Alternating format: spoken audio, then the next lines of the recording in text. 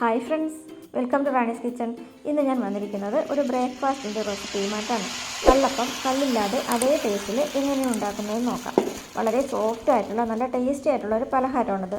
വീഡിയോയിലേക്ക് പോകുന്നതിന് മുമ്പായിട്ട് റാണീസ് കിച്ചൺ നിങ്ങൾ ആദ്യമായിട്ടാണ് കാണുന്നതെങ്കിൽ സബ്സ്ക്രൈബ് ചെയ്യാനും ബെല്ലൈക്കൺ ക്ലിക്ക് ചെയ്യാനും മറക്കരുത്. കള്ളപ്പം ഉണ്ടാക്കാനായിട്ട് ഞാനിവിടെ 2.5 ഗ്ലാസ് പച്ചരി നന്നായിട്ട് കഴുകിയ ശേഷം 4 മണിക്കൂർ വെള്ളത്തിലിട്ട് കുതിർത്തെടുത്ത് വെച്ചിട്ടുണ്ട്. ഞാൻ ഈ ഗ്ലാസ്സിലാണ് അരി അളന്നെടുക്കുന്നത്.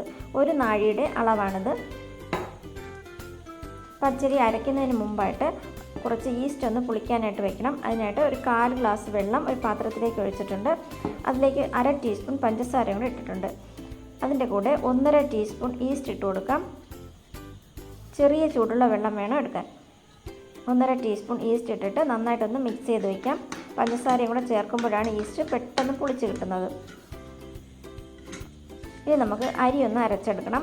അതിനായിട്ട് അരി മിക്സിയുടെ ജാറിലേക്ക് ഇട്ട് കൊടുക്കാം. കുറച്ച് വെള്ളം ഒഴിച്ചിട്ട് അരി നന്നായിട്ട് അരച്ചെടുക്കാം. ഞാനിപ്പോൾ ഇത് 2 പ്രാവശ്യമായിട്ടാണ് അരയ്ക്കുന്നത്. അരി ഇപ്പോൾ നന്നായിട്ട് അരഞ്ഞിട്ടുണ്ട്.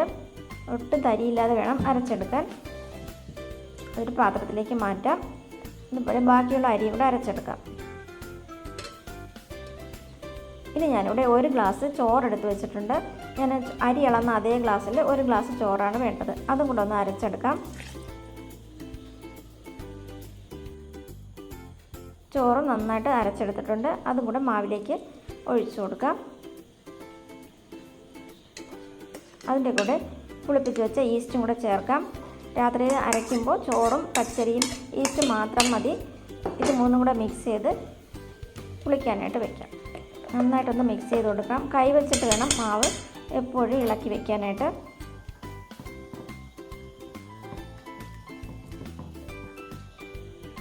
രാത്രിയിൽ മാവ് അരച്ച് വെച്ചിട്ട് രാവിലെ അപ്പം ഉണ്ടാക്കാനാണ്.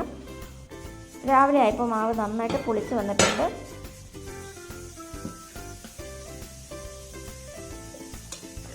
ഇനി ഇതിൽ ചേർക്കാനായിട്ട് ഞാൻ ഒരു വലിയ തേങ്ങയുടെ 1 മുറി തേങ്ങ തിരുവി വെച്ചിട്ടുണ്ട്. അതൊന്ന് അരച്ചെടുക്കാം.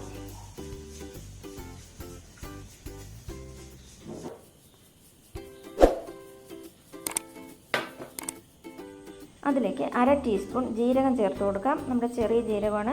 4 ചെറിയ ഉള്ളി ചേർക്കാം. 2 അല്ലി വെളുത്തുള്ളിയും കൂടെ ഇട്ട് കൊടുക്കാം. അതിൻ്റെ കൂടെ 2.5 ടേബിൾ സ്പൂൺ പഞ്ചസാരയും കൂടെ ഞാൻ ചേർക്കുന്നുണ്ട്. പഞ്ചസാര ഓരോരുത്തരുടെയും ഇഷ്ടത്തിനനുസരിച്ച് ചേർക്കണം. കുറച്ചുകൂടെ മധുരം വേണമെങ്കിൽ കുറച്ചുകൂടെ ചേർത്ത് കൊടുക്കണം. അതിലേക്ക് ആവശ്യത്തിനുള്ള ഉപ്പ് ചേർക്കാം. ഇനി കുറച്ച് വെള്ളം ഒഴിച്ച് നന്നായിട്ടൊന്ന് അരച്ചെടുക്കാം.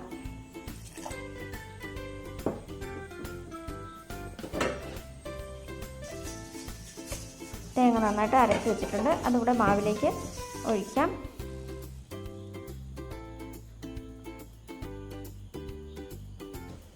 നന്നായിട്ടൊന്ന് ഇളക്കി കൊടുക്കാം. ഈ സമയത്ത് ഉപ്പൊക്കെ നോക്കാൻ വേണമെങ്കിൽ ചേർത്ത് കൊടുക്കണം.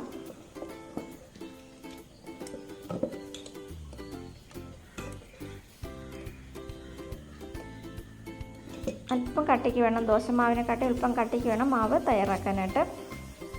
ഇത് നമുക്ക് കള്ളപ്പം ഉണ്ടാക്കാനായിട്ട് ദോശക്കല്ല് ചൂടാക്കാനായിട്ട് വെച്ചിട്ടുണ്ട്. അതിലേക്ക് മാവ് ഒഴിച്ച് കൊടുക്കാം. മാവ് ഒഴിച്ച ശേഷം ഒട്ടും തന്നെ പരത്തരുത്. അതുപോലെ തന്നെ വെച്ചിരുന്നാൽ മതി. ഒരു സൈഡൊന്ന് വെന്ത് വരുമ്പോൾ തിരിച്ചിട്ട് കൊടുക്കാം. ദോശ ചുടും പോലെ തിരിച്ചിട്ടിട്ട് ചുട്ടെടുക്കണം. എന്നാൽ ദോശയെക്കാട്ടി വളരെ സോഫ്റ്റ് ആയിട്ടുള്ള ഒരു പലഹാരമാണിത്. നല്ല ടേസ്റ്റുമാണ് കഴിക്കാനായിട്ട്. ഇത് കഴിക്കാനാണെങ്കിൽ ചമ്മന്തിയോ സാമ്പാറോ പിന്നെ പലഹാരങ്ങൾ മസാലക്കറി ഏതായാലും മതിയാവും. അപ്പം കഴിക്കുന്ന ഏത് കറിയായാലും ഇത് കഴിക്കാൻ നല്ല ടേസ്റ്റാണ്.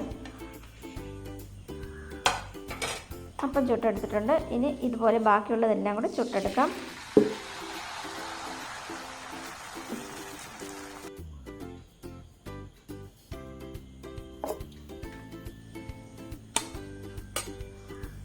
ഈ വീഡിയോ ഇഷ്ടമായെങ്കിൽ ഇതൊന്ന് ട്രൈ ചെയ്ത് നോക്കിയ ശേഷം കമൻസൊക്കെ അറിയിക്കണം. അതുപോലെ ലൈക്ക് ചെയ്യണം.